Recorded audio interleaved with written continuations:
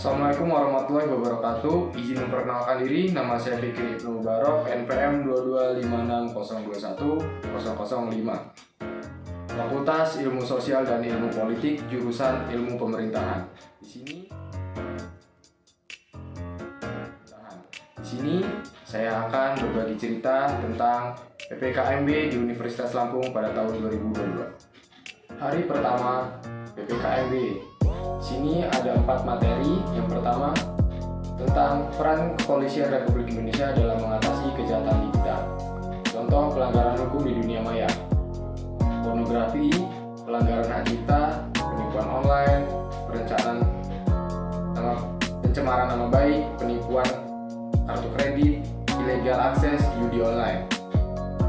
Selanjutnya yaitu trik untuk terhindar dari jeratan hukum UU ITE, yaitu pertama, pengguna internet harus lebih teliti sebelum men-share berita.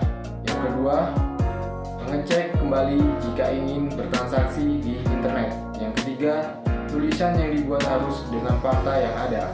4. Segera melapor ke pihak berwajib jika pernah menjadi korban kejahatan media sosial. Yang selanjutnya untuk materi kedua. Materi kedua itu pengembangan karakter mahasiswa sebagai intelektual dan anti kekerasan, anti perundungan. Bullying adalah suatu tindakan baik fisik maupun non-fisik yang dapat melukai seseorang, baik fisikis maupun fisik. Beliau mengatakan seorang mahasiswa harus memiliki pemikiran man of analysis, yaitu mahasiswa dapat menganalisis dan juga mengevaluasi. Materi yang selanjutnya tentang pengembangan karakter mahasiswa dalam perspektif agama. Pemateri mengungkapkan bahwa nasionalisme tidak bisa dipisahkan dengan agama. Seseorang yang nasional harus beragama, seseorang yang beragama harus nasional. Kita kiat-kiat menjaga toleransi umat beragama. Yang pertama, tetap menghormati agama lain. Yang kedua, tidak mengolok-olok agama lain. Yang ketiga, tidak membeda-bedakan agama yang teman kita percayai. PPKMB di hari kedua. PPKMB di hari kedua ini terdapat 4 materi. Materi pertama, Merdeka Belajar Kampus Merdeka, disampaikan oleh Profesor Dr. Haryadi, MSI. Beliau menyampaikan yang pertama, visi Indonesia di tahun 2045. Yang kedua, 4 pilar pendukung visi. Yang ketiga, tantangan. Yang keempat, tujuan Merdeka Belajar. Lalu yang terakhir adalah hak mahasiswa. Untuk materi kedua, yaitu tentang lingkungan hidup, manajemen resiko dan kampus yang sehat.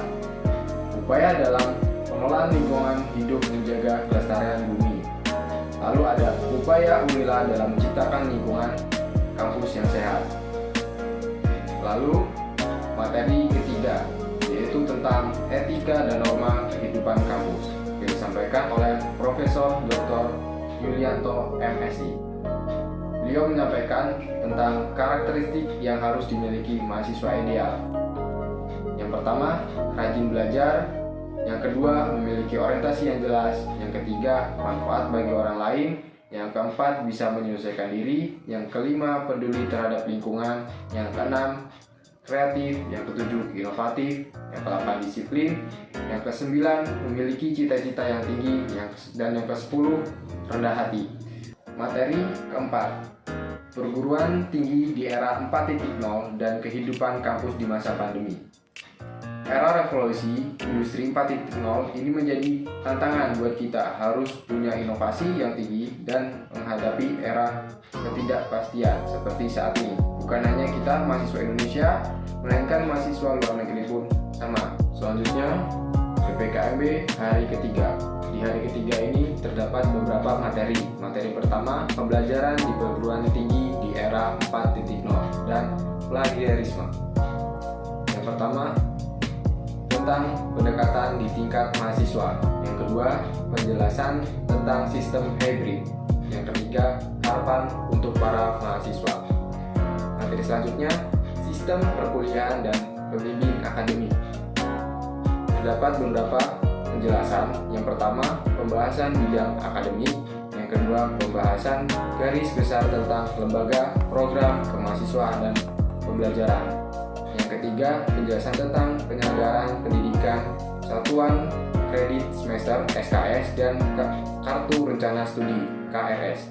Selanjutnya yaitu ada sarana dan prasarana perkuliahan. Yang pertama, penjelasan tentang pemaparan fasilitas yang dimiliki FISIP.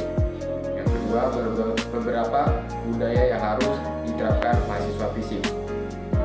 Lalu ada hak dan kewajiban mahasiswa. Yang pertama, hak-hak mahasiswa seperti pelayan akademik, pelayanan fasilitas. Yang kedua, penjelasan tentang konsep Merdeka Belajar. PPKMB hari keempat. PPKMB hari terakhir ini kami memiliki beberapa runtutan acara. Yang pertama, perkenalan dengan pimpinan jurusan atau prodi. Yang kedua, perkenalan lembaga-lembaga kemahasiswaan fakultas atau jurusan seperti UKM FIK, UKM Dirohmah, UKM Cendikia, UKM Republika, HMJ Ilmu Pemerintahan, HMJ Sosiologi, HMJ Komunikasi, HMJ Hubungan Internasional, dan masih banyak lainnya.